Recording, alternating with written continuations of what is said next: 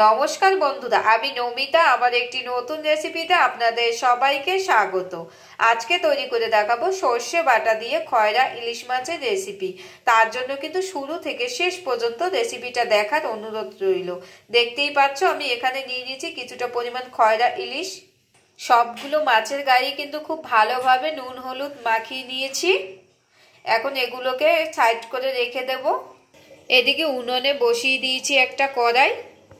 কড়াইটা যখন গরম হয়ে যাবে তখন দিয়ে দেব পরিমাণ মতো সর্ষের তেল। এই রেসিপিটা তৈরি করার জন্য কিন্তু সর্ষের তেলটা ব্যবহার করতে হবে। তেলটা যখন গরম হয়ে যাবে তখন এক এক করে সব মাছগুলো ভেজে নেব।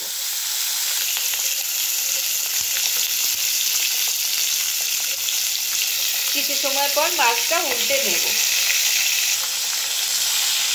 মাছটা ভাজা হয়ে গেছে, এবার উল্টে দিচ্ছি।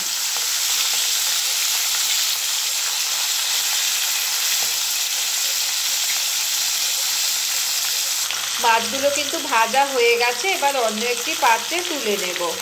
মাছ কিন্তু খুব ভালোভাবে ভাজা হয়ে গেছে, দেখতেই পাচ্ছ। আর সবগুলো মাছ কিন্তু খুব আমি হালকাভাবে ভেজে নিয়েছি, খুব কড়াভাবে ভাজিনি। দেখো সবগুলো মাছেই কিন্তু এই রেসিপিটা তৈরি করার জন্য মাছগুলো কিন্তু খুব হালকাভাবে ভেজে নিতে হবে। এবার ভেজে রাখা মাছের তেলের মধ্যে ফোড়নে দিয়ে দেব কালো জিরে। কালো জিরেটা যখন ভাজা ভাজা হয়ে যাবে তখন দিয়ে দেব বেটে রাখা সর্ষে।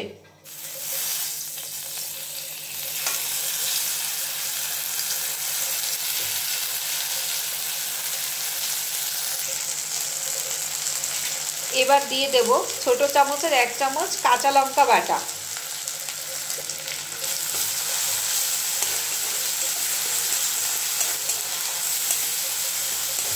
খুব ভালোভাবে নেড়ে চেড়ে এটাকে একটু হালকাভাবে ভেজে নেব।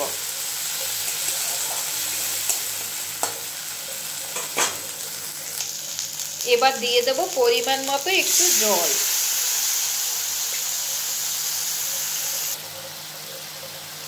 পরিমাণ মতো হলুদ, লবণ।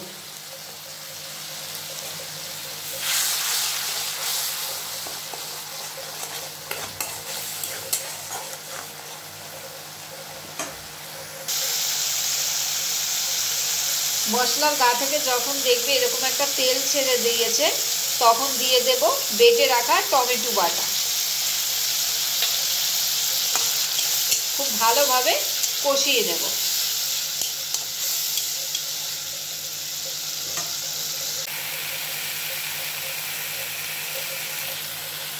এবার দিয়ে দেব পরিমাণ মতো জল।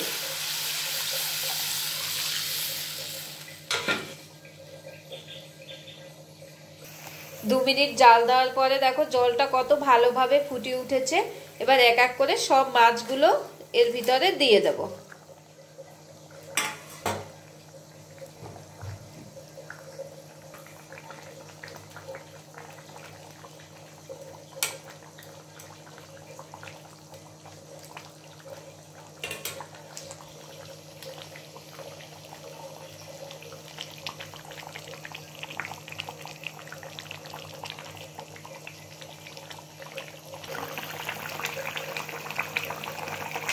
এই রেসিপিটা তৈরি করতে গুলো তো সবাই চেনেন, তো অনেকেই তো অনেকভাবে রান্না করেন। তো আমি যেভাবে আজকে রান্না করলাম আপনারা বাড়িতে কিন্তু এইভাবে রান্না করবেন। দেখবেন অন্যান্যভাবে যেভাবে আপনারা বাড়িতে তৈরি করেন তার থেকে কিন্তু এইভাবে রান্না করে খেলে কিন্তু ভীষণ ভালো লাগে।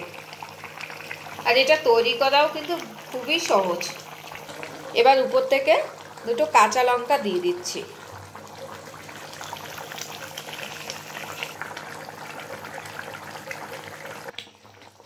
এবার দিয়ে দেবো উপর থেকে কিছু ধনেপাতা কুচি।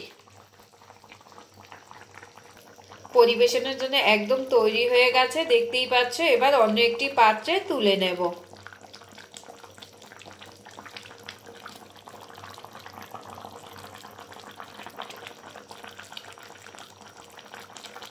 পরিবেশনের জন্য একদম তৈরি হয়ে গেছে, দেখতেই পাচ্ছ কত সুন্দর একটা কালার এসেছে। আমি কিন্তু খুবই কম সময়ের মধ্যে সামান্য কিছু মশলা দিয়ে তৈরি করে দেখালাম।